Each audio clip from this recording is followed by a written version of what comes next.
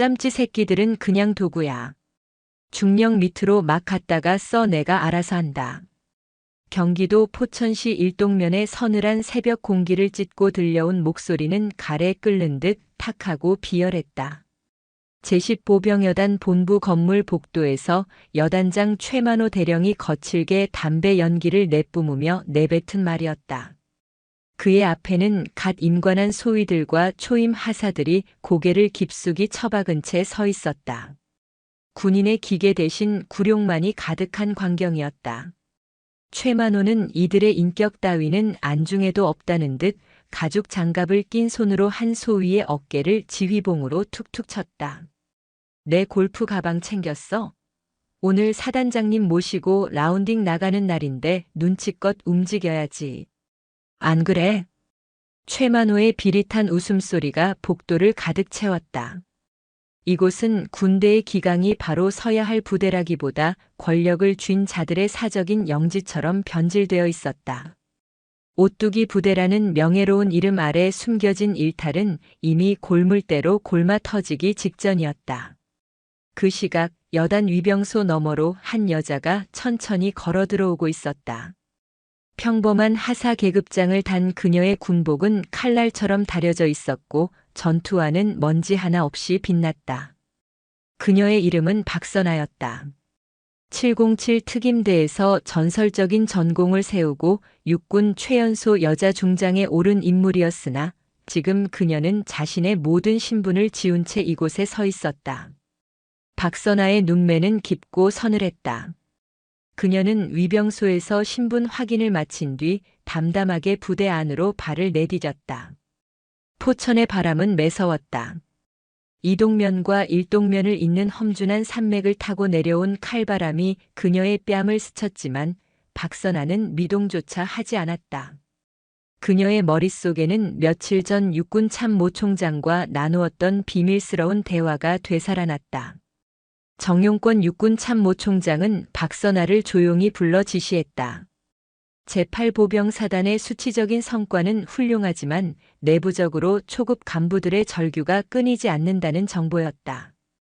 특히 사단장과 그 신복들이 계급을 이용해 사적인 이익을 취하고 폭압적인 분위기를 조성하고 있다는 점이 문제였다. 군의 뿌리가 흔들리는 것을 두고 볼 수 없었던 총장은 자신의 가장 날카로운 칼인 박선아를 제5군단장 취임 전 하사로 위장 침투시켰다. 보고 드립니다. 금일부로 제10보병여단 본부 중대로 명받은 하사 박선아입니다. 돌격. 그녀는 행정 안내실에 도착해 단호하게 경례를 올렸다. 목소리는 낮고 단단했다. 하지만 그녀를 맞이한 인사장교의 반응은 싸늘하기 그지없었다. 인사장교는 그녀의 서류를 대충 훑어보더니 코웃음을 쳤다. 여군 하사라니. 귀찮게 됐구먼. 야, 박하사. 너 여기 온 거 환영받을 일 아니니까 몸 사려라. 특히 우리 여단장님 눈에 띄지 말고. 박선아는 아무런 대꾸 없이 그가 건네는 보직 통지서를 받았다. 그녀의 시선은 잠시 복도 끝을 향했다. 아까 최만호 대령의 고함이 들렸던 방향이었다. 썩은 냄새는 이미 공기 중에도 진동하고 있었다. 박선아는 배정받은 숙소에 짐을 풀고 곧바로 일과에 투입되었다. 그녀에게 주어진 첫 번째 업무는 다름 아닌 여단장실 주변의 청소였다. 대령급 지휘관의 사적 공간을 관리하는 일에 초임 하사를 동원하는 것 자체가 명백한 규정 위반이었으나 이곳에서는 그것이 당연한 관례처럼 굳어져 있었다. 복도를 지나던 중 박선아는 또다시 최만호를 마주쳤다.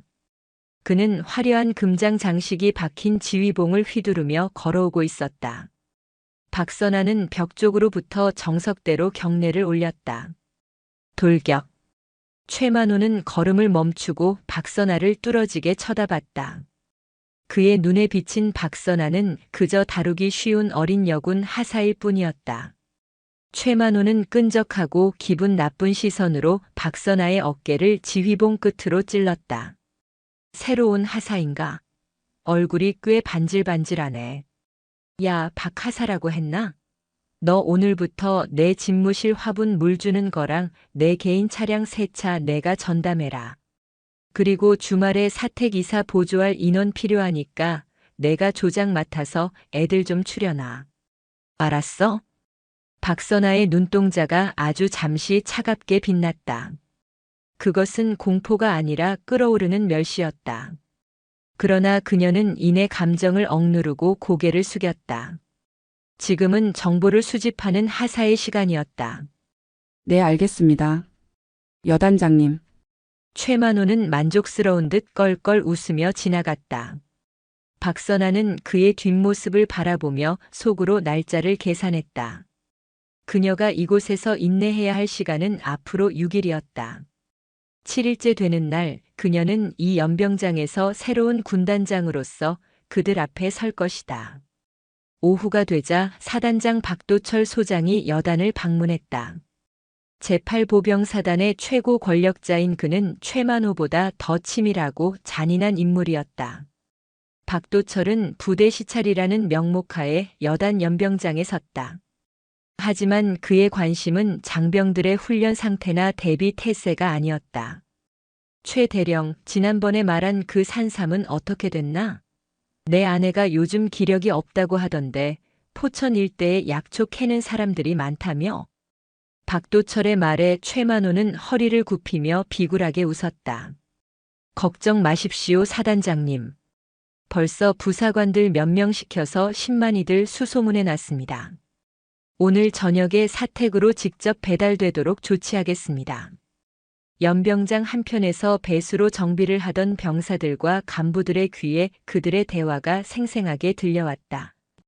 박선아는 삽을 든 채 그 광경을 조용히 지켜보고 있었다. 군인의 명예를 팔아 사적인 이익을 챙기는 장성들과 그에게 기생하는 영관급 지휘관들. 그들의 탐욕은 포천의 맑은 하늘을 가리는 안개처럼 자욱했다. 그때였다. 한 상병이 실수로 박도철의 반짝이는 전투화 근처에 흙탕물을 아주 살짝 튀겼다. 순식간에 연병장의 무거운 정적이 감돌았다. 박도철의 얼굴이 순식간에 불그락푸르락 달아올랐다. 이게 뭐하는 짓이야?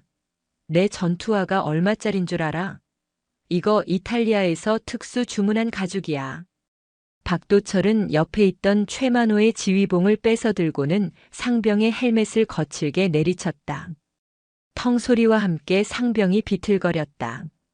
주변의 간부들은 누구 하나 말리지 못하고 숨을 죽였다. 박선아의 손이 삽자루를 꽉 쥐었다. 손등의 핏줄이 터질 듯 붉어졌다. 707 특임대 시절 사선을 넘나들며 지켜왔던 조국의 가치가 이토록 무참히 짓밟히는 것을 그녀는 용납하기 힘들었다. 하지만 그녀는 참아야 했다. 지금 여기서 폭발하면 더 큰 악을 뿌리 뽑지 못한다. 그녀는 억지로 시선을 돌려 흙탕물을 닦아내는 상병의 떨리는 손을 바라보았다. 야, 박하사. 너 뭐해?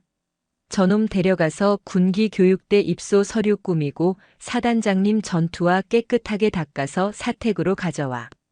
1시간 준다. 최만호가 박선아를 향해 소리쳤다. 박선아는 천천히 걸어가 쓰러진 상병을 부축해 일으켜 세웠다.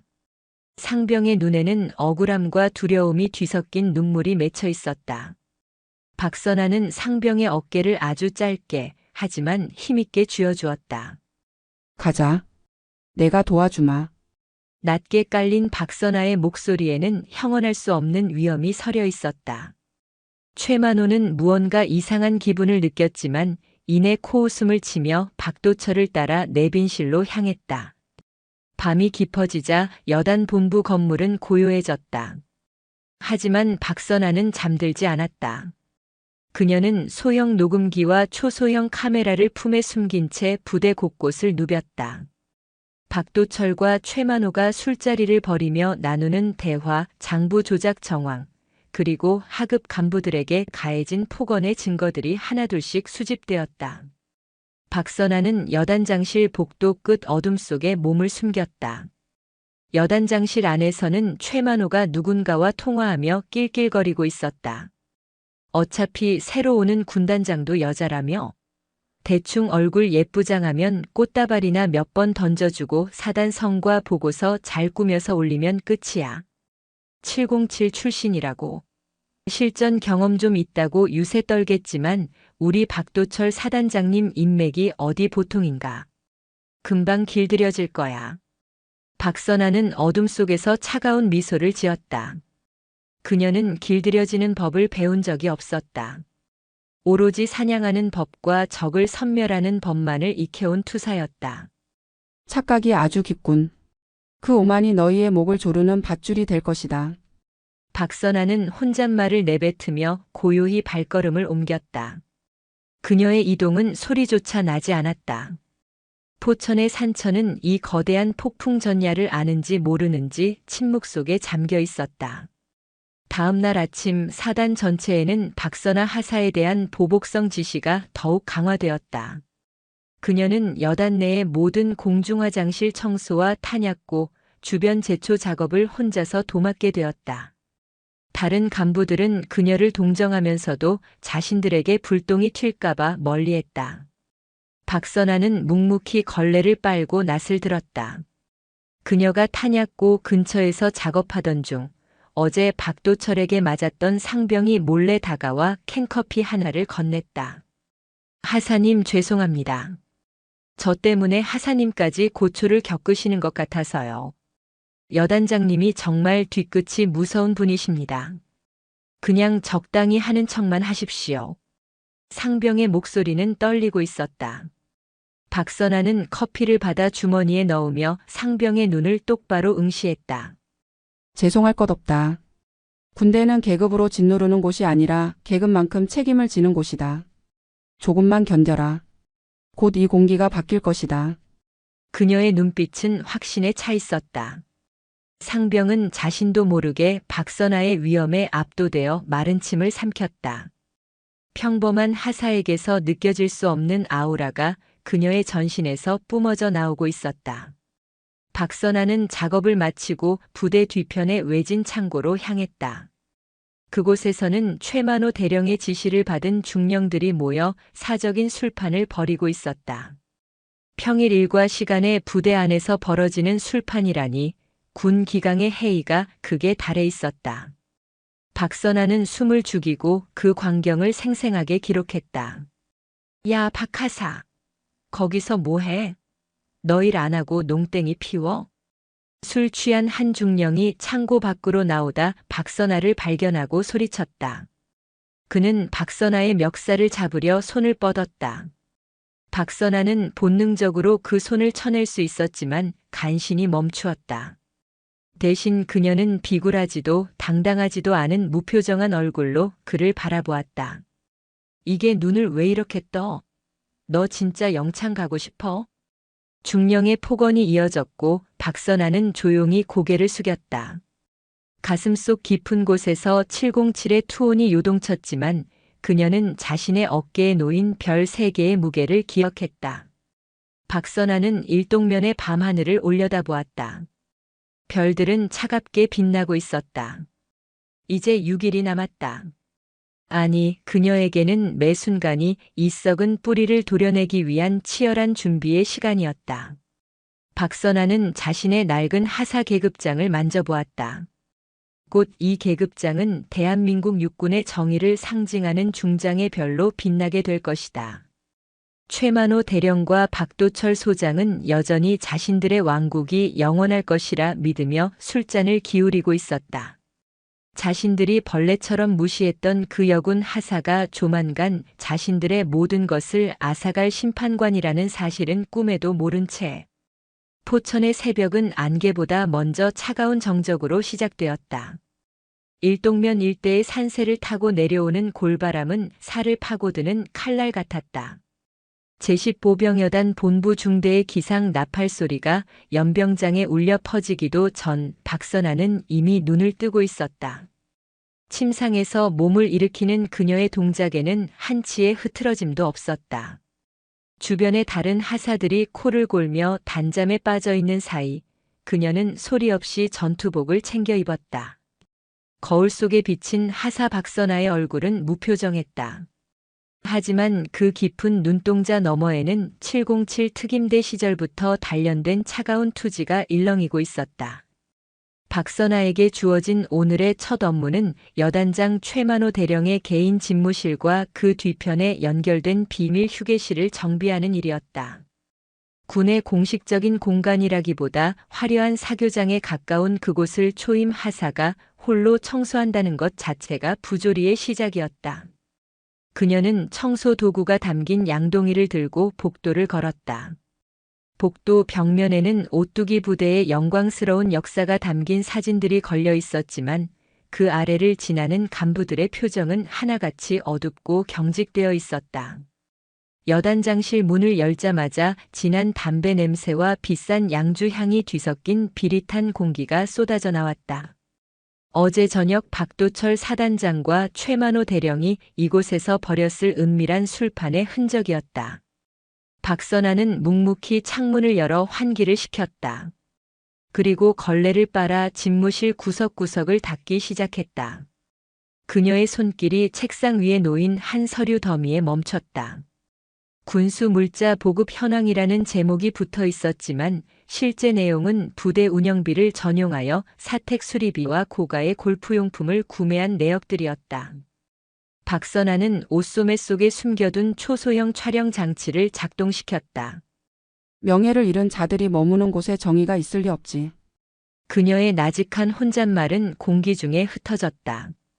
바로 그때 육중한 문이 열리며 최만호 대령이 들어왔다.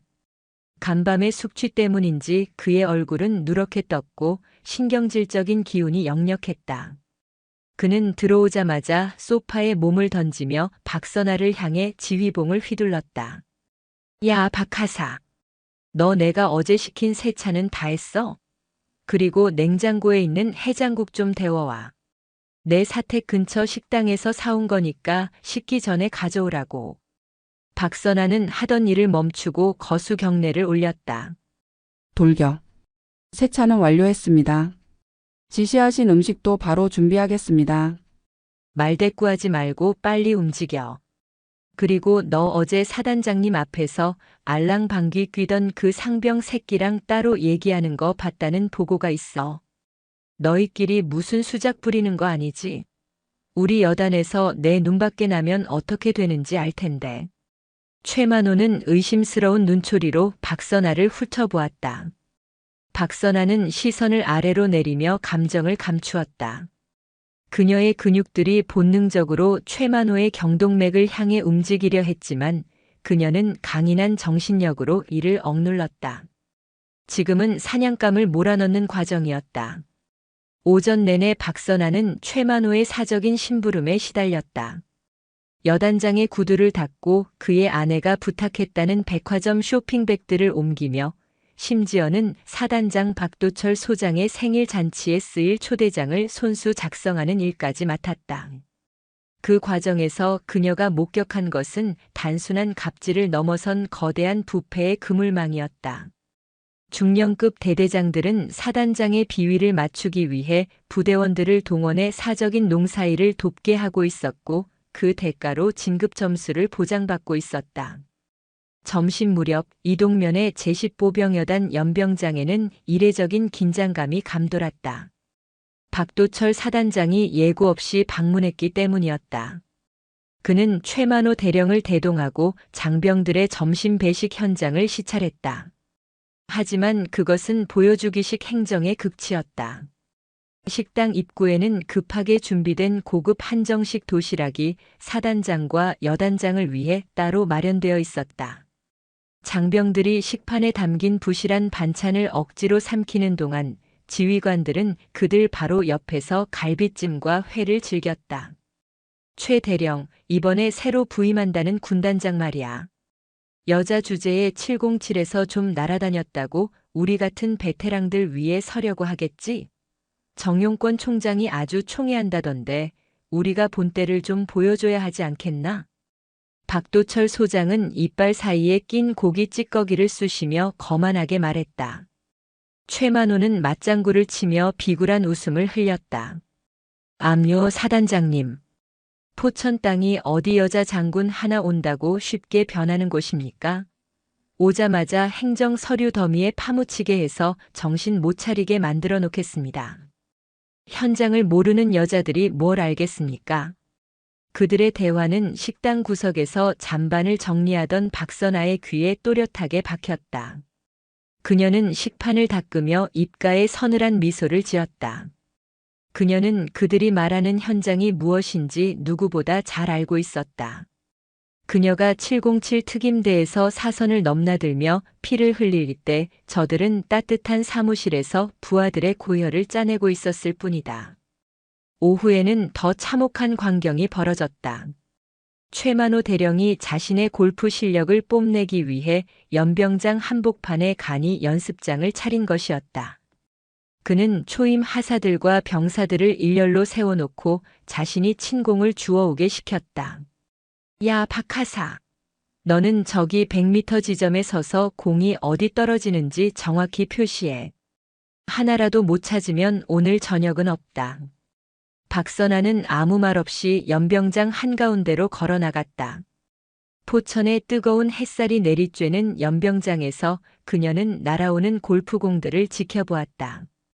공이 그녀의 발치에 떨어질 때마다 최만호의 비소와 욕설이 섞인 고함이 들려왔다. 옆에 서 있던 한 소위가 더위를 이기지 못하고 비틀거리자 최만호는 채를 휘두르며 다가왔다. 정신 안 차려? 너희 같은 짬찌들은 군인이 아니야. 지휘관의 컨디션을 관리하는 소모품이라고. 다시 서. 최만호는 소위의 정강이를 골프채로 툭툭 치며 모욕을 주었다. 박선아의 눈동자가 순식간에 707의 저격수 모드로 변했다. 그녀는 주머니 속에 숨겨진 무전기의 전원을 켰다. 그것은 육군본부 직통 회선이었다. 여기는 백항. 현재 제10보 병여단 연병장. 지휘관의 심각한 직권 남용 및 가혹행위 현장 체증 완료. 내부 비리 장부 및 전용 내역 확보. 작전 진행률 90%. 무전기 너머로 정용권 총장의 짧고 굵은 음성이 들려왔다.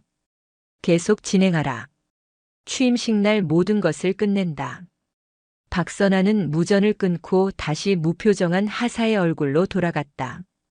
그녀는 최만호가 친공을 주워 올리며 그에게 다가갔다. 최만호는 땀 한 방울 흘리지 않은 박선아의 모습이 마음에 들지 않는지 눈을 부릅떴다. 너는 왜 이렇게 쌩쌩해? 아주 팔팔하구먼. 박하사, 너 오늘 밤에 여단장 사택으로 와서 청소 좀 도와라. 우리 아내가 집이 좀 지저분하다고 난리거든. 거절은 없는 거 알지? 박선아는 가볍게 고개를 숙였다. 네, 알겠습니다. 여단장님. 반드시 방문하겠습니다. 밤이 되자 박선아는 지시대로 최만호의 사택을 찾았다. 부대 밖 일동면의 조용한 주택가에 위치한 사택은 군 간부의 집이라고 믿기 어려울 정도로 화려했다. 집 안으로 들어서자 최만호는 편안한 복장으로 소파에 누워 있었고 그의 아내는 거만한 태도로 박선아에게 걸레를 던졌다. 먼지 하나라도 남으면 내 남편한테 말해서 너 아주 힘들게 만들 줄 알아. 군대 왔으면 군대답게 행동해야지 여자가 어디서 하사질이야? 박선아는 묵묵히 바닥을 닦기 시작했다. 하지만 그녀의 손은 바닥이 아닌 가구 밑과 벽 틈새에 초소형 도청 장치를 설치하고 있었다. 최만호는 아내와 대화하며 사단장 박도철과 모의한 군납 비리 결탁 내용을 상세히 읊어댔다.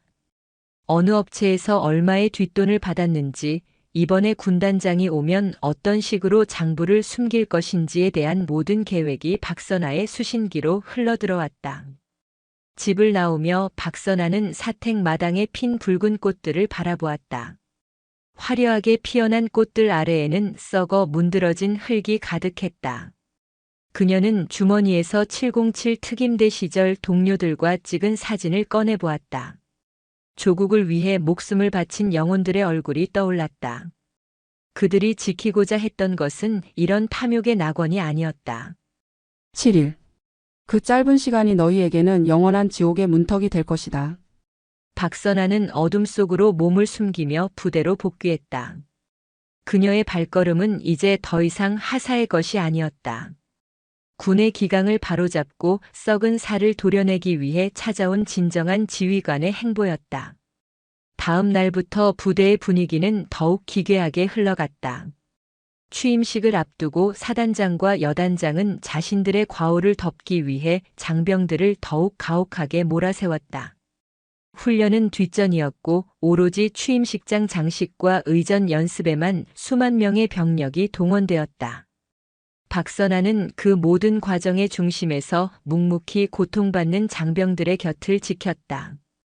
그녀는 화장실에서 혼자 울고 있는 초임 여군 소위의 어깨를 잡아주었고 부당한 기합을 받는 병사들의 식판에 자신의 소시지를 말없이 얹어주었다. 장병들은 이름 모를 하사 박선아에게서 기묘한 평온함과 힘을 느꼈다. 그녀가 곁에 있을 때면 최만호의 폭언도 박도철의 위세도 그리 두렵지 않게 느껴지는 신비로운 경험이었다. 제2장의 끝자락에서 포천의 산등성이 위로 붉은 해가 떠올랐다. 이제 취임식까지 남은 시간은 단 사흘이었다. 박선아는 연병장 한가운데 서서 군단장 기가 개양될 깃대를 바라보았다. 바람에 펄럭이는 태극기의 소리가 마치 그녀에게 진격의 신호를 보내는 비명처럼 들려왔다. 박선아는 자신의 전투화 끈을 다시 한번 단단히 조염했다. 그녀의 가슴 안쪽 포켓에는 이미 수백 쪽 분량의 비리 보고서와 영상 증거들이 완벽하게 정리되어 있었다. 이제 남은 것은 사냥개의 목줄을 푸는 일뿐이었다. 최만호 대령은 여전히 자신의 집무실에서 거드름을 피우며 부하들을 닥달하고 있었고 박도철 소장은 군단장 취임식에서 박선아 중장을 어떻게 요리할지 궁리하며 술잔을 기울였다. 그들은 자신들의 머리 위에 거대한 심판의 칼날이 매달려 있다는 사실을 전혀 인지하지 못한 채 마지막까지 권력의 단맛에 취해 있었다. 박선아는 조용히 눈을 감았다. 포천의 거친 바람이 그녀의 머리카락을 흩뜨렸다. 그녀의 입가에 맺힌 미소는 차갑다 못해 시릴 정도였다.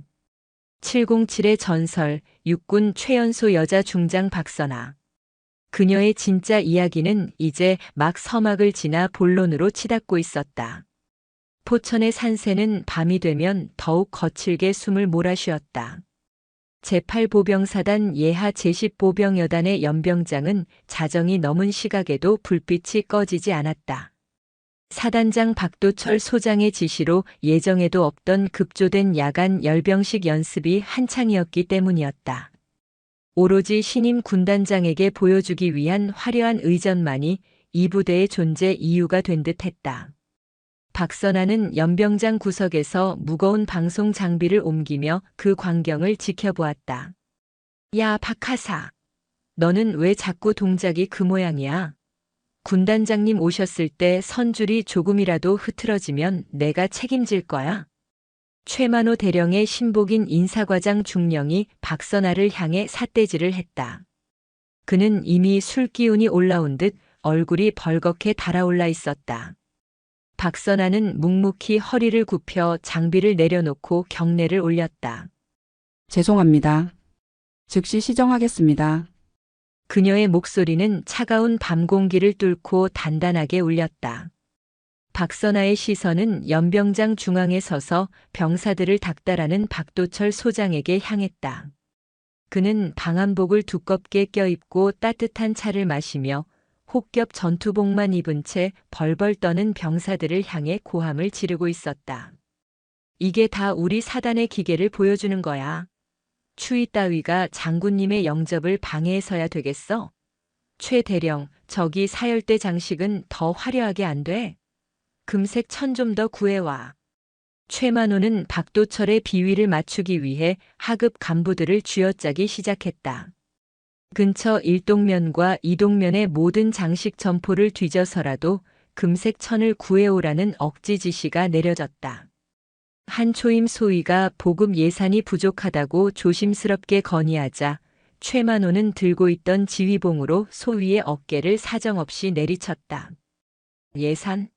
내 놈들 부식비 좀 아끼면 될 거 아냐. 군단장님 눈에 들면 그게 다 예산으로 돌아오는 거야. 이 멍청한 자식아. 박선아의 눈동자가 파르르 떨렸다. 그녀는 품속에 숨겨진 녹음 장치의 작동 상태를 확인했다. 이미 최만호가 부대 운영비를 횡령하여 개인적인 선물을 구입하고 병사들의 급식비를 전용해 사단장의 취임 축하 연회를 준비하고 있다는 결정적인 증거를 확보한 상태였다. 새벽 2시가 넘어서야 연습이 끝났다. 병사들은 녹초가 되어 내무반으로 향했지만 박선아에게는 또 다른 임무가 주어졌다. 여단장 최만호의 사택에 있는 개인 서재를 정리하라는 지시였다. 박선아는 어둠이 짙게 깔린 일동면의 길을 걸으며 자신의 가슴 위에 놓인 보이지 않는 별의 무게를 느꼈다. 사택에 도착하자 최만호는 이미 만취한 상태로 소파에 널브러져 있었다. 그는 박선아가 들어오는 것을 보더니 비틀거리며 다가왔다. 어이, 박하사.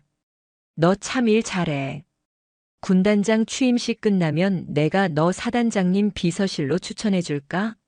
거기 가면 나랏돈 만지는 재미가 쏠쏠할 텐데 말이야. 대신 내 말 잘 들어야 한다. 응? 그는 박선아의 턱을 만지려 손을 뻗었다. 박선아는 본능적으로 고개를 돌려 피했다.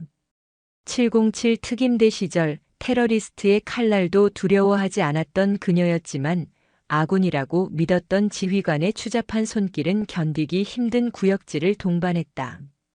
여단장님 취하셨습니다. 지시하신 서재 정리를 시작하겠습니다. 이게 어디서 도도하게 굴어. 너 같은 하사 하나 앞길 막는 건 일도 아니야. 최만호는 씩씩거리며 다시 소파로 돌아가 잠들었다. 박선아는 서재로 들어가 조용히 문을 잠갔다. 그녀의 손은 기계처럼 빠르게 움직였다. 책상 서랍 깊숙한 곳에서 발견된 이중 장부에는 박도철 사단장과 최만호 여단장이 지난 2년간 군납 업체로부터 받아 챙긴 뇌물 목록이 상세히 적혀 있었다. 포천 일대의 군부대 공사를 독점하게 해주는 대가로 오고 간 검은 돈의 흐름이 박선아의 카메라에 고스란히 담겼다. 드디어 꼬리를 잡았군. 박선아는 장부를 제자리에 두고 사택을 나왔다. 멀리 오대산 너머로 푸르스름한 새벽빛이 올라오고 있었다. 이제 취임식까지 남은 시간은 48시간이었다. 그녀는 부대로 복귀하는 길에 잠시 멈춰서서 산 아래 내려다 보이는 평화로운 마을을 바라보았다. 저 평화를 지키기 위해 군인이 존재하건만 정작 군의 내부에서는 썩은 고름이 터져 나오고 있었다. 다음 날 아침 여단 전체에는 비상 소집이 내려졌다. 취임식에 사용될 축포의 화약이 습기를 먹었다는 이유로 최만호 대령이 폭발한 것이었다. 그는 담당 관리를 맡았던 병사를 연병장 한복판에 무릎 꿇리고 온갖 모욕적인 언사를 퍼부었다. 너 같은 놈은 군인이 아니야. 사단장님의 명예를 더럽힌 역적이라고. 최만호는 발길질을 하려 했고 주변의 장병들은 고개를 돌렸다. 그때 박선아가 한 발짝 앞으로 나섰다.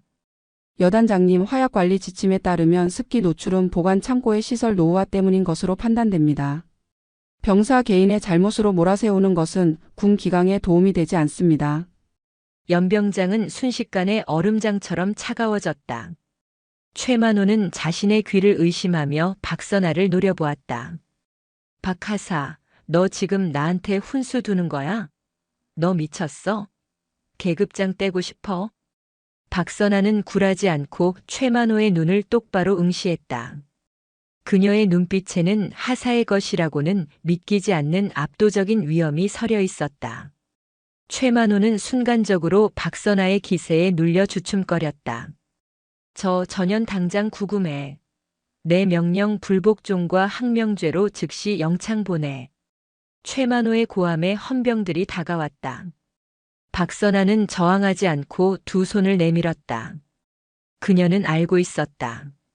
이 구금은 그녀의 계획 중 일부였다. 그녀가 사라진 사이 최만호와 박도철은 방심할 것이고 그녀는 가장 낮은 곳에서 마지막 증거를 완성할 것이었다. 박선아는 여단 내의 차가운 독방에 갇혔다. 창살 사이로 보이는 포천의 하늘은 유난히도 맑았다.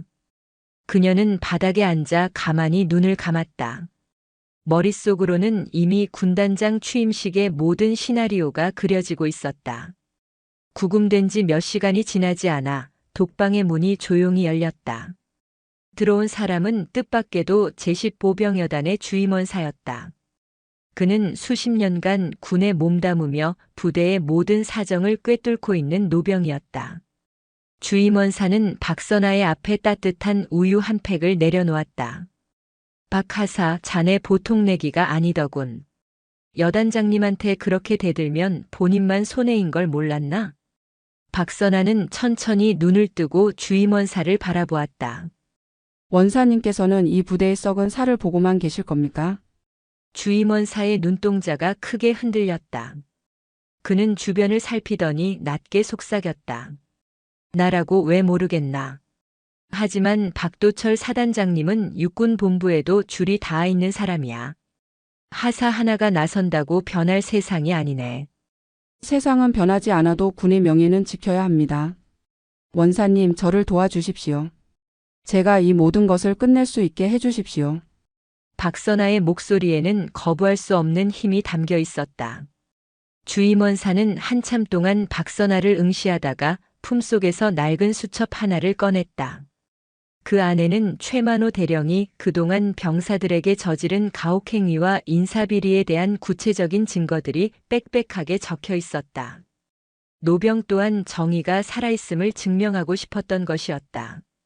감사합니다. 이 은혜는 잊지 않겠습니다. 박선아는 주임원사가 건네준 수첩을 소중히 품었다. 이제 모든 퍼즐 조각이 맞춰졌다. 그 시각 사단 본부에서는 박도철 소장이 최만호 대령과 함께 축배를 들고 있었다. 최 대령, 그 박하사라는 년은 어떻게 됐나? 아주 골치 아픈 물건이더구먼. 걱정 마십시오, 사단장님. 지금 독방에 쳐넣어놨습니다. 취임식 끝나면 조용히 현역 부적합 판정 내려서 내쫓을 생각입니다. 박도철은 만족스러운 듯 호탕하게 웃었다. 잘했어. 내일이면 제오 군단장이 오겠군. 여자라고 하니 적당히 예우해주는 척하면서 우리 사단의 우수한 성적표만 밀어넣어주면 돼. 정용권 총장이 보낸 사람이니 겉으로는 비위 좀 맞춰주자고. 그들은 자신들이 파놓은 함정에 스스로 빠지고 있었다. 취임식 당일 새벽 박선아는 주임원사의 도움으로 조용히 여단을 빠져나왔다. 그녀는 일동면 외곽의 한 비밀 가옥으로 향했다. 그곳에는 육군본부에서 파견된 직할 부대원들이 그녀를 기다리고 있었다. 박선아는 하사 계급장이 달린 먼지 묻은 전투복을 벗어 던졌다. 그녀가 욕실에서 씻고 나와 거울 앞에 섰을 때 그곳에는 더 이상 힘없는 여군 하사가 없었다. 날카롭게 다듬어진 짧은 머리, 강인한 의지가 깃든 눈빛, 그리고 어깨 위에서 눈부시게 빛나는 세 개의 별. 중장 박선아의 본 모습이었다. 부하 장교들이 정성스럽게 다려진 중장 전용 정복을 그녀에게 입혔다.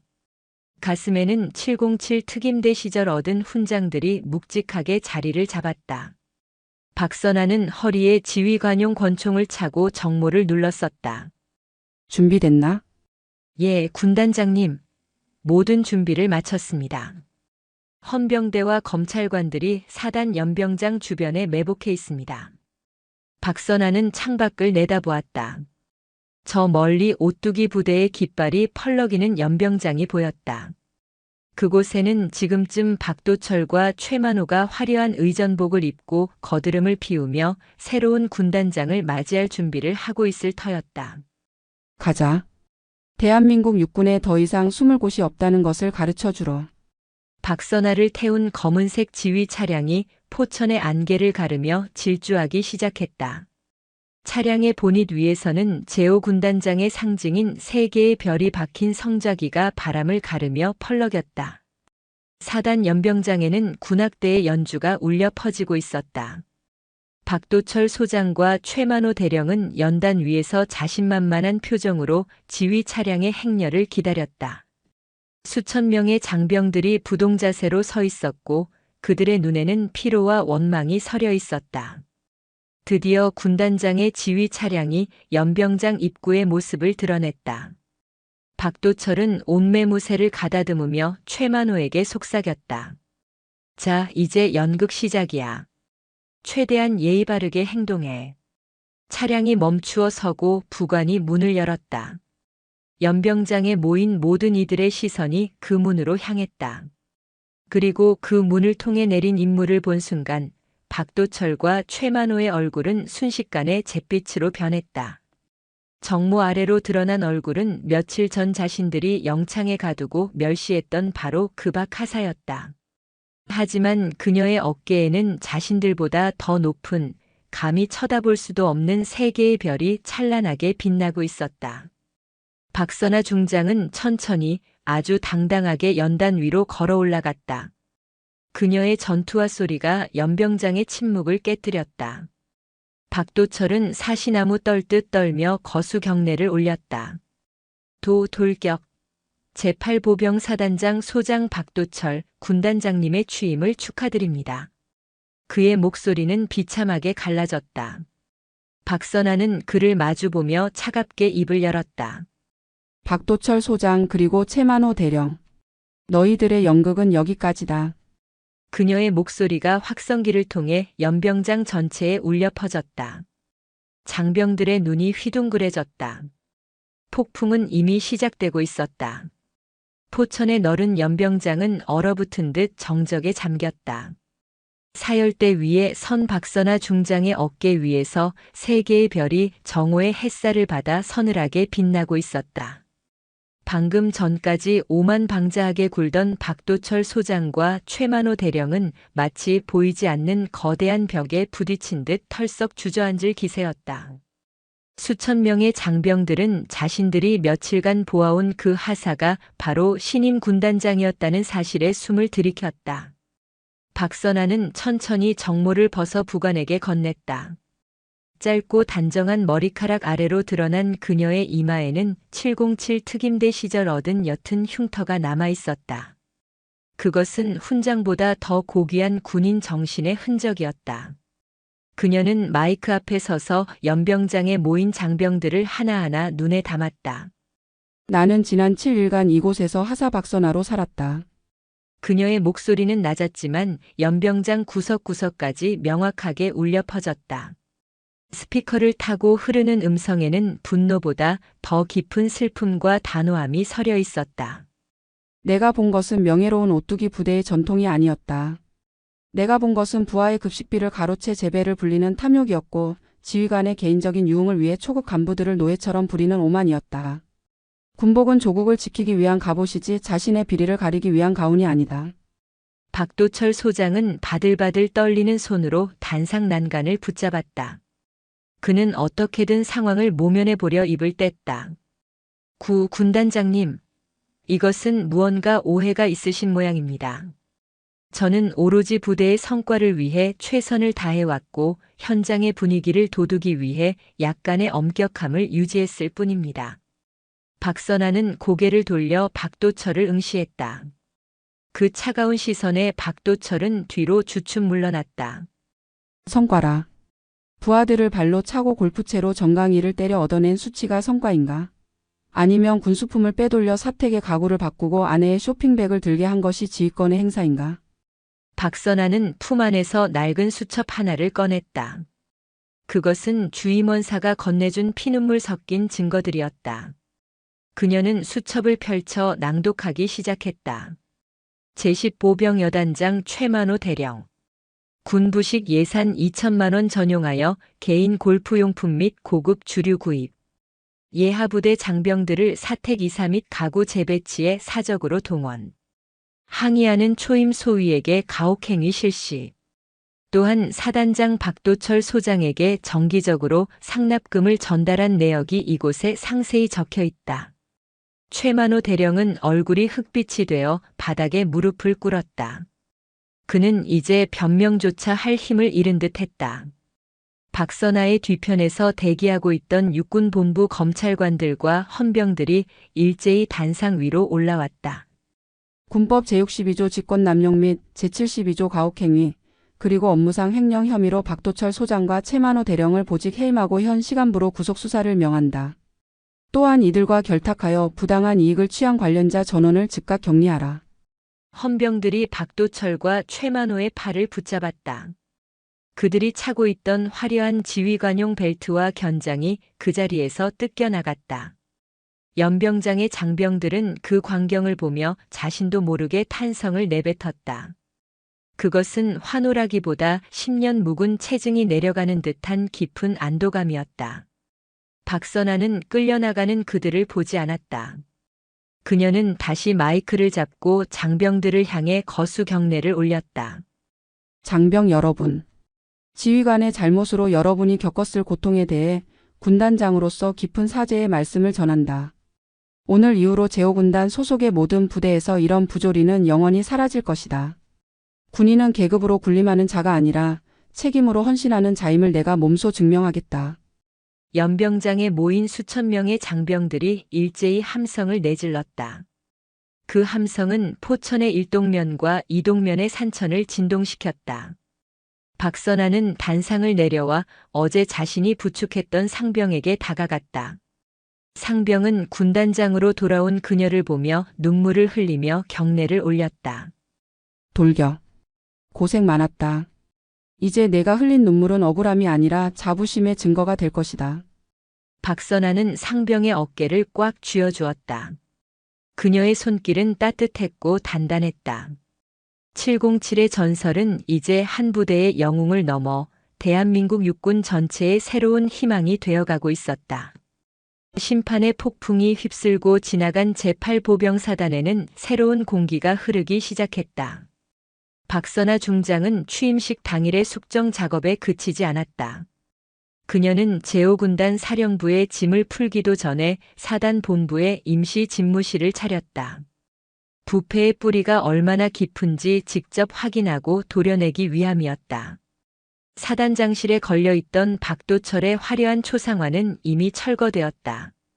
그 자리에는 대신 대한민국 육군 복무 신조가 적힌 소박한 액자가 걸렸다. 박선아는 쉴 새 없이 밀려드는 서류들을 검토하며 부적절하게 집행된 예산들을 다시 장병들의 복지시설과 급식비로 환원하는 지시를 내렸다. 군수참모 이 예산안을 봐라. 사단장 관사 조경에 쓰려던 이 돈을 당장 제10보병여단 격오지 소초의 온수 설비 교체 비용으로 돌려라. 병사들이 찬물로 씻는 동안 지휘관이 꽃구경을 하는 것이 가당키나 한 일인가? 군수참모는 연신 땀을 닦으며 박선아의 서슬 퍼런 명령을 받아 적었다. 그는 박선아가 하사 시절 보았던 비굴한 영관급 장교 중 하나였으나 이제는 그녀의 위험 앞에 고개조차 들지 못했다. 며칠 후 박선아는 예고 없이 제10보병여단을 다시 찾았다. 이번에는 검은색 지휘 차량을 타고 별 3개가 선명한 성자기를 휘날리며 당당히 들어섰다. 위병소에서 근무하던 병사들은 긴장한 기색이 역력했지만 차량에서 내린 박선아의 온화한 미소를 보자 이내 안정된 자세로 경례를 올렸다. 돌격. 제10보병여단 방문을 환영합니다. 박선아는 병사 한 명 한 명의 눈을 맞추며 답례했다. 그녀는 여단장실로 향하지 않고 곧바로 병사식당과 내무반으로 향했다. 여단장 직무 대리를 맡고 있던 참모장 중령이 허겁지겁 뛰어왔다. 군단장님, 미리 연락을 주셨으면 영접 준비를 했을 텐데 말입니다. 영접 준비할 시간에 병사들 양말 한 켤레 더 챙겨라. 나는 오늘 너희의 의전을 보러 온 게 아니라 내 부하들이 어떻게 지내는지 보러 왔다. 박선아는 식당 주방으로 들어가 배식 상태를 확인했다. 불과 일주일 전만 해도 사단장과 여단장을 위한 특식이 오가던 곳에는 이제 장병들과 똑같은 식단이 정갈하게 차려져 있었다. 그녀는 직접 식판을 들고 줄을 서서 병사들과 함께 자리에 앉았다. 그녀의 옆자리에는 우연히도 그녀가 하사 시절 보살폈던 상병이 앉아 있었다. 상병은 놀라 숟가락을 놓으려 했지만 박선아는 인자하게 웃으며 그를 만류했다. 편하게 먹어라. 밥맛은 좀 좋아졌나? 예. 군단장님. 반찬 가짓수도 늘었고 무엇보다 이제 눈치 보지 않고 배불리 먹을 수 있어서 행복합니다. 박선아는 흐뭇한 표정으로 밥을 한술 떴다. 그것은 그녀가 육군 중장이 된 이후 가장 달콤한 식사였다. 707 특임대에서 극한의 훈련을 견디며 먹었던 전투 식량보다 화려한 연회장에서의 만찬보다 더 값진 한 끼였다. 식사를 마친 뒤 박선아는 여단 연병장으로 향했다. 그곳에는 최만호 대령이 자신의 골프 연습장으로 썼던 흔적이 아직 남아 있었다. 그녀는 그 자리에 멈춰 서서 부대를 둘러보았다. 참모장, 저 자리에 나무를 심어라. 병사들이 훈련하다 쉴 수 있는 그늘을 만들어라. 군대는 지휘관의 놀이터가 아니라 대한민국 청년들이 조국을 배우는 학교가 되어야 한다. 그녀의 말 한마디 한마디는 여단 간부들에게 깊은 울림을 주었다. 박선아는 이어 연병장에 모인 간부들을 소집했다. 그녀의 목소리는 다시금 단단해졌다. 나는 707 특임대에서 수많은 사선을 넘었다. 그곳에서 내가 배운 가장 큰 가치는 전우애였다. 계급은 전우를 버리기 위한 도구가 아니라 전우의 방패가 되기 위한 책임이다. 만약 앞으로도 계급을 이용해 사적 이익을 취하거나 부하를 무시하는 자가 있다면 내가 직접 그 계급장을 뜯어내겠다. 알겠나? 알겠습니다. 돌격. 간부들의 목소리가 연병장을 메웠다. 박선아는 부대를 떠나기 전 주임원사를 따로 불렀다. 그녀는 노병의 손을 두 손으로 꼭 잡았다. 원사님의 용기 있는 수첩이 아니었다면 이 일은 불가능했을 겁니다. 진정한 군 선배로서의 모범을 보여주셔서 감사합니다. 주임원사는 눈시울이 붉어진 채 고개를 숙였다. 아닙니다, 군단장님. 제가 수십 년간 군 생활을 하며 잊고 살았던 정의를 군단장님께서 다시 깨워주셨습니다. 이제야 후배들 볼 면목이 섭니다. 박선아는 지휘 차량에 올라타며 포천의 일동면 거리를 바라보았다. 길가에 핀 야생화들이 바람에 흔들리고 있었다. 이제 시작이었다. 제5 군단장으로서 그리고 대한민국 육군의 한 사람으로서 그녀가 가야 할 길은 멀고도 험했다. 하지만 그녀는 두렵지 않았다. 그녀의 뒤에는 이제 진정한 충성심으로 무장한 수만 명의 전우가 있었기 때문이다. 검은색 지휘 차량이 안개를 헤치고 군단 사령부로 향했다. 그 위풍당당한 뒷모습은 대한민국 육군이 가야 할 올바른 방향을 가리키는 나침반과도 같았다. 박선아 중장이 몰고 온 정의의 바람은 매서웠으나 수십 년간 켜켜이 쌓인 부패의 먼지는 쉽게 거치지 않았다. 제8보병사단의 수뇌부가 교체되었음에도 불구하고 여전히 부대 곳곳에는 박도철과 최만호의 그늘 아래서 단맛을 보았던 잔당들이 숨어 있었다. 그들은 박선아의 개혁을 일시적인 소나기로 치부하며 머리를 낮게 숙인 채 다시 먹구름이 끼기만을 기다리고 있었다. 박선아는 군단 사령부 집무실에 앉아 포천 일대의 지형도를 살폈다. 그녀의 눈길은 사단 본부에서 멀리 떨어진 국망봉 자락 깊숙한 곳에 위치한 격오지 부대들에 머물렀다. 화려한 사단 연병장의 비극은 끝났을지 모르나 사람의 발길이 잘 닿지 않는 산속 소초들의 사정은 알 수 없었다. 부관, 오늘 오후 일정을 모두 비워라. 아무에게도 알리지 말고 이동면 상간 지대에 있는 독립중대들을 시찰하겠다. 군단장님, 그쪽은 도로 상황도 좋지 않고 눈이 덜 녹아 위험합니다.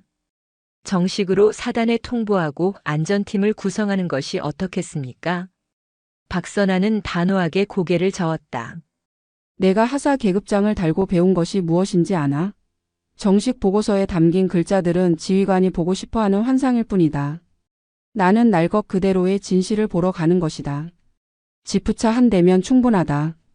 박선아는 정복 대신 활동성이 좋은 전술복을 입고 어깨에는 중장의 계급장 대신 기능성 견장을 찼다. 그녀를 태운 지프차는 일동면을 지나 험준한 산길로 접어들었다. 길은 좁고 가팔랐으며 깎아지른 절벽 아래로는 차가운 계곡물이 흐르고 있었다. 한참을 달려 도착한 곳은 제10보병여단 소속의 한 산악 소초였다. 부대에 도착하자 당직 사관이 당황하며 달려나왔다. 군단장이 예고도 없이 산꼭대기 소초에 나타날 것이라고는 상상도 못한 일이었다. 돌격. 소초 방문을 환영합니다. 박선아는 거수 경례를 받으며 소초 안으로 발을 들였다. 공기는 차가웠고 건물 벽면에는 곰팡이 냄새가 진동했다. 그녀는 곧장 병사들이 잠을 자는 생활관으로 향했다. 생활관 한 구석에서 한 이병이 다리를 절며 장비를 닦고 있는 모습이 그녀의 눈에 들어왔다. 거기 이병 다리는 왜 그러나? 이병은 겁에 질린 표정으로 박선아를 바라보다가 당직 사관의 눈치를 살폈다. 당직 사관이 급히 끼어들었다. 아, 저 친구는 어제 훈련 중에 가벼운 찰과상을 입었습니다. 곧 괜찮아질 겁니다. 박선아는 당직 사관을 서늘한 눈빛으로 쳐다봤다. 707 특임대 시절부터 다져진 그녀의 직관은 이것이 단순한 사고가 아님을 말해주고 있었다. 그녀는 이병 앞에 한쪽 무릎을 굽히고 앉아 그의 바지를 살짝 걷어 올렸다. 이병의 종아리에는 시퍼런 멍 자국과 함께 군화발에 채인 듯한 상처가 선명했다. 이것이 훈련 중에 입은 찰과상인가? 당직 사관 내 눈이 장식으로 보이나? 박선아의 목소리가 낮게 깔리자 소초 전체에 정적이 감돌았다. 그녀는 이병의 어깨를 감싸쥐었다. 두려워하지 말고 말해라. 나는 군단장이기 전에 내 전우다. 누가 그랬나? 이병은 참았던 눈물을 터뜨리며 입을 열었다.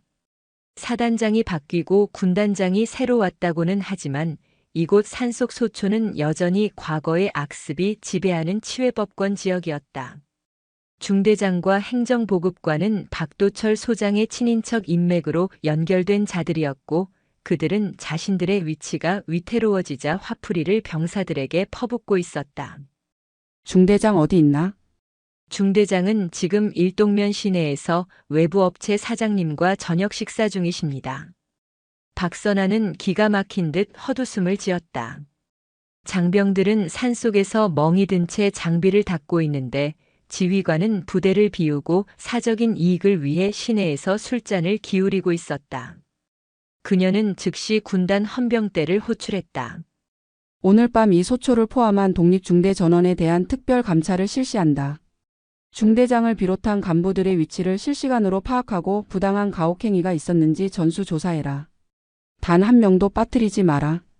박선아는 그날 밤 소초에서 병사들과 함께 밤을 지새웠다. 그녀는 직접 이병의 상처에 약을 발라주며 그들의 이야기를 들었다. 부급식비가 빼돌려져 간부들의 술값으로 쓰인 정황, 휴가를 담보로 한 금품 요구 등 차마 입에 담기 힘든 부조리들이 쏟아져 나왔다.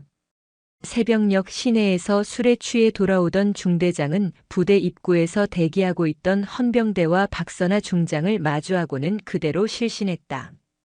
박선아는 쓰러진 그를 차갑게 내려다보며 말했다.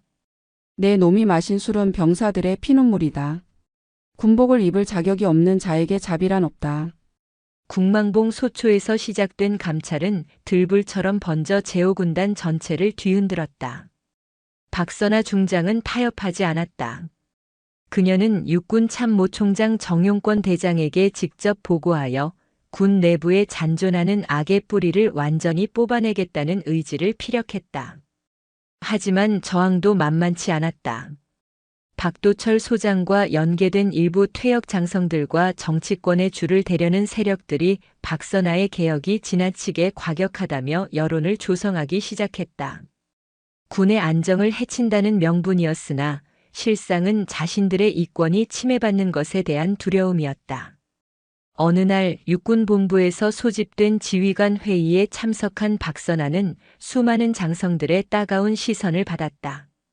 한 고위 장성이 그녀를 향해 뼈있는 말을 던졌다. 박 중장, 의욕이 넘치는 건 좋지만 군은 위계 질서가 생명이야. 하사 계급장 달고 돌아다니며 제 살 깎아먹기 식으로 부하들을 잡아대면 누가 무서워서 지휘를 하겠나?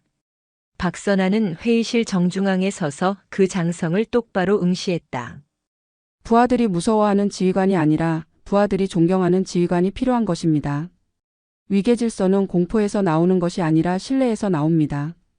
제가 도려낸 것은 제 살이 아니라 군을 좀먹는 암세포였습니다. 장군님께서는 그 암세포를 군의 살이라고 생각하시는 것입니까? 박선아의 정면 돌파에 회의실은 찬물을 끼얹은 듯 조용해졌다. 그녀의 발언은 거침이 없었고 논리는 명확했다. 정용권 육군 참모총장은 흡족한 미소를 지으며 그녀의 손을 들어주었다. 포천으로 돌아온 박선아는 대규모 군단 기동 훈련을 준비했다. 이번 훈련은 단순한 병력 이동이 아니라 개혁된 군단이 얼마나 강력한 전투력을 발휘할 수 있는지를 보여주는 시험대였다. 그녀는 제8보병사단을 선봉에 세웠다. 훈련 당일 이동면의 광활한 훈련장에는 수백 대의 장갑차와 전차가 도열했다. 박선아는 직접 헬멧을 쓰고 장갑차 위에 올라탔다. 그녀는 무전기를 통해 전 군단원에게 메시지를 전했다. 여기는 군단장. 우리는 오늘 조국을 지키는 강철의 방패임을 증명할 것이다. 내 옆에 전우를 믿어라. 지휘관은 가장 위험한 곳에서 너희와 함께할 것이다. 전 군단 돌격. 훈련은 실전을 방불케 했다. 박선아는 사령부에 앉아 지시만 내리는 대신 직접 현장을 누비며 병사들의 사기를 북돋웠다. 험준한 산악 지형을 돌파하던 중 예기치 못한 사고가 발생했다. 집중호우로 약해진 지반이 무너지며 선두에 서던 장갑차 한 대가 계곡 쪽으로 미끄러진 것이다. 장갑차 안에는 3명의 장병이 갇혀 있었고 계곡 아래는 급류가 흐르고 있었다. 구조팀이 도착하려면 시간이 걸리는 급박한 상황이었다. 현장에 도착한 박선아는 주저하지 않았다. 그녀는 707 특임대 시절 몸에 익힌 로프 하강 기술을 발휘하여 직접 장갑차로 접근했다. 군단장님, 위험합니다. 저희가 하겠습니다.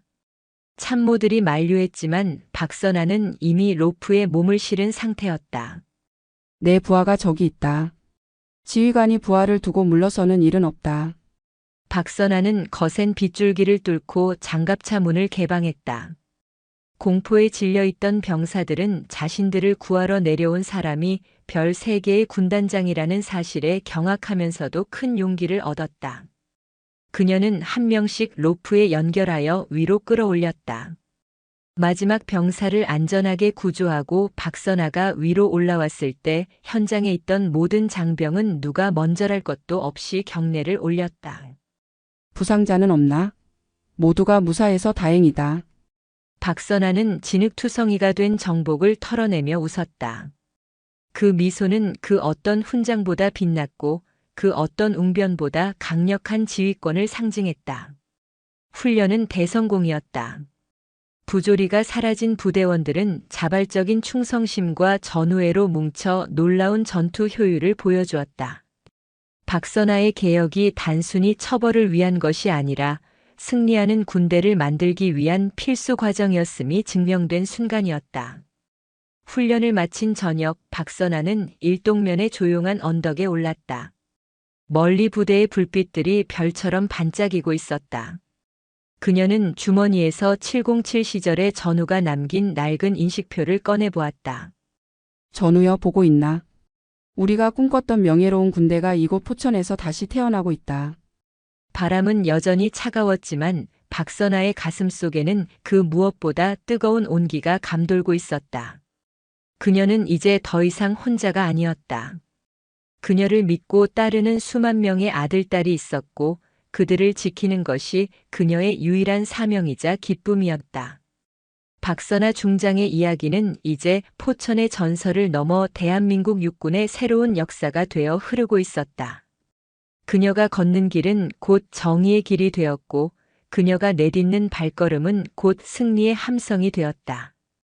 포천의 겨울은 길고도 깊었으나 제8보병사단을 감싸고 돌던 서늘한 기운은 이제 더 이상 공포가 아니었다. 박선아 중장이 취임한 후 사단은 몰라보게 달라졌다. 연병장을 가득 채웠던 보여주기식 의전 용품들은 자취를 감췄고 그 자리에는 장병들의 거친 숨소리와 실전적인 훈련의 열기가 들어찼다. 박선아는 군단 사령부의 안락한 의자에 앉아 있는 시간보다 먼지 날리는 현장에 서 있는 시간이 더 많았다. 그녀는 1동면과 2동면의 험준한 산악 지형을 직접 발로 누비며 과거의 부패가 남긴 흔적들을 하나하나 지워나갔다. 무엇보다 그녀가 공을 들인 것은 상처받은 이들의 마음을 어루만지는 일이었다. 어느 눈 내리는 오후 박선아는 수행원 없이 직접 지프차를 몰고 포천의 한 외진 마을로 향했다. 그곳에는 과거 박도철 소장과 최만호 대령의 가혹행위를 견디다 못해 군을 떠나야 했던 한 하사관의 노부모가 살고 있었다. 부당한 누명을 쓰고 강제 전역을 당했던 아들은 마음의 병을 얻어 세상을 등졌고 남겨진 부모는 차가운 단칸방에서 신음하고 있었다. 마을 어귀에 차를 세운 박선아는 단정한 정복 차림으로 눈길을 걸었다. 어깨 위에 3개의 별이 눈부시게 빛났지만 그녀의 고개는 어느 때보다 낮게 숙여져 있었다. 안녕하십니까? 군단장 박선아입니다. 늦게 찾아뵈어 정말 죄송합니다. 박선아는 노부모 앞에 무릎을 꿇고 앉았다. 707 특임대 시절 사선을 넘나들며 흘렸던 피보다 더 뜨거운 눈물이 그녀의 뺨을 타고 흘러내렸다. 그녀는 품 안에서 아들의 명예를 회복했다는 증서와 그동안 지급되지 않았던 보상금이 담긴 서류를 건넸다. 장군님, 우리 아들은 이미 돌아오지 않는데 이게 다 무슨 소용입니까? 노모의 통곡 섞인 말에 박선아는 노모의 거친 손을 두 손으로 꼭 잡았다. 아드님의 명예는 조국이 기억할 것입니다. 그리고 아드님이 지키고자 했던 이 땅의 정의는 제가 끝까지 지켜내겠습니다. 부디 이 못난 군 후배의 사죄를 받아주십시오. 박선아는 그날 오후 내내 노부모의 부서진 문을 고치고 차가운 방에 불을 지폈다. 군단장이 직접 장작을 패고 흙을 만지는 모습에 마을 사람들은 가던 길을 멈추고 지켜보았다. 그것은 권위로 군림하는 장군이 아니라 부하의 아픔을 자신의 것으로 여기는 진정한 지휘관의 모습이었다. 이 소식은 순식간에 제오군단 전체로 퍼져나갔다. 장병들은 이제 박선아 중장을 단순한 상관이 아니라 자신들의 삶을 책임지는 큰어른으로 따르기 시작했다. 군의 기강은 억압이 아닌 존경 위에서 바로 서기 시작했고 오뚜기 부대의 경내 구호인 돌격은 그 어느 때보다 힘차게 산천을 울렸다. 박선아는 부대로 돌아오는 길에 이동면의 백운산 자락을 바라보았다. 험준한 산세 위에 쌓인 눈들이 달빛을 받아 은은하게 빛나고 있었다. 정의는 말로 세우는 것이 아니라 행동으로 증명하는 것이다. 그녀는 다짐하듯 은조렸다. 707의 정신은 결코 죽지 않았다. 그것은 이제 박선아라는 한 사람의 몸을 빌려 대한민국 육군 전체의 심장으로 뛰고 있었다. 포천의 산하에 봄 기운이 완연해질 무렵 제8보병사단 연병장에서는 아주 특별한 행사가 열렸다.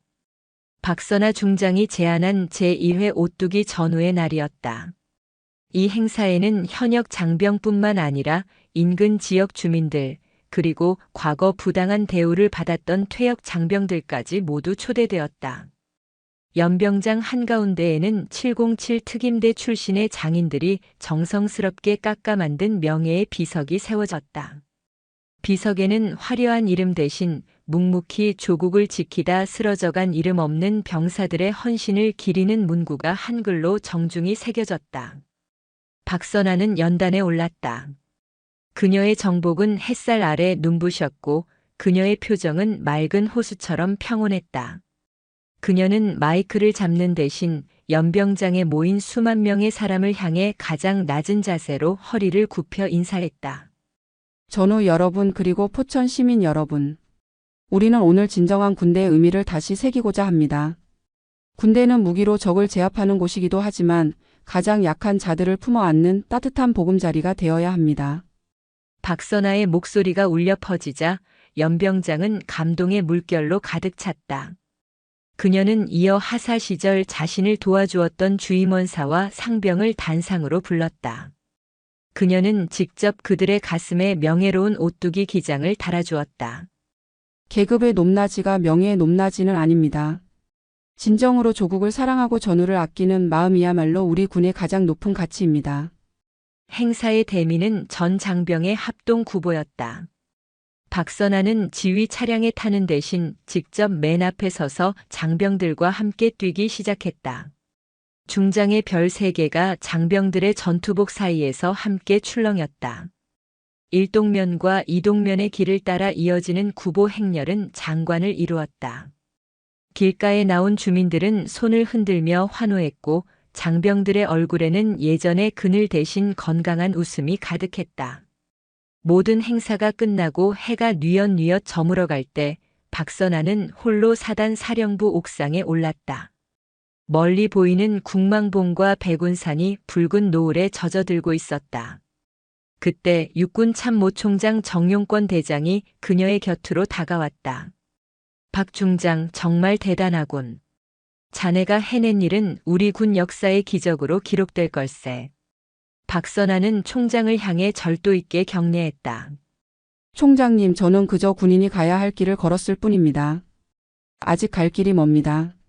우리 군의 모든 구석에 정의의 햇살이 비칠 때까지 저는 멈추지 않을 것입니다. 정용권 총장은 허허 웃으며 박선아의 어깨를 두드렸다. 707의 칼날이 이토록 따뜻할 줄은 몰랐네. 자네가 있어 대한민국 육군의 미래가 밝아. 밤이 되자 포천의 하늘에는 무수히 많은 별이 내려앉았다. 박선아는 자신의 집무실 창가에 서서 밤하늘을 보았다. 그녀는 하사 계급장을 달고 부대 곳곳을 누비던 그 7일간의 시간을 떠올렸다. 그 시간은 고통이었으나 또한 깨달음이었다. 가장 낮은 곳에서만 볼 수 있는 진실이 있었고 가장 힘없는 자의 눈물 속에서만 찾을 수 있는 정의가 있었다. 돌격. 박선아는 나지막이 구호를 내뱉었다. 그것은 누군가를 공격하기 위한 명령이 아니었다. 어둠을 뚫고 빛을 향해 나아가겠다는, 부조리를 넘어 진정한 명예를 향해 전진하겠다는 자기 자신과의 약속이었다. 다음 날 새벽 박선아는 다시 지프차에 몸을 실었다. 이번에는 또 다른 격오지 부대를 살피기 위한 여정이었다. 그녀를 태운 차량이 안개를 가르며 포천의 산길을 달려나갔다. 차량의 보닛 위에서 펄럭이는 성좌기는 이제 제5군단의 상징을 넘어 대한민국 군인들이 가장 신뢰하고 사랑하는 정의의 깃발이 되어 있었다. 박선아 중장의 이야기는 여기서 멈추지 않는다. 그녀가 걷는 발걸음마다 새로운 희망이 피어났고 그녀가 내뿜는 온기는 차가운 군의 기강을 녹여 따뜻한 전우회로 탈바꿈시켰다.